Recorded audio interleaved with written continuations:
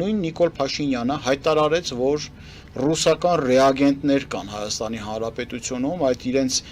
մեր կողմից հայտարարած 4 գլխանի վիշապը նրանք մոդիֆիկացրեցին 3 գլխանի վիշապի եւ ասում են, որ այդ ուժերը ռուսական ռեագենտներ լինելով հանդերձ Ռուսաստանի Դաշնությունից մարդ, փող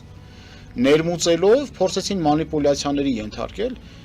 Եղբայր, հակընդեմ հարց ձեզ, ինչու գրանցեցիք այդ ուժերին։ Ինչու հնարավորություն ստացան Մոլդովայի օրինակով չգնաց Հայաստանը, այլ Հայաստանը գնաց մի օրինակով, որ այդ ուժերը թվով 3-4 հələ պոչիկների մասին էլ ինքն էր խոսում այնտեղ։ Կարողացան գրանցվել եւ քաղաքական գործունեություն ծավալել, կանխավ իմանալով,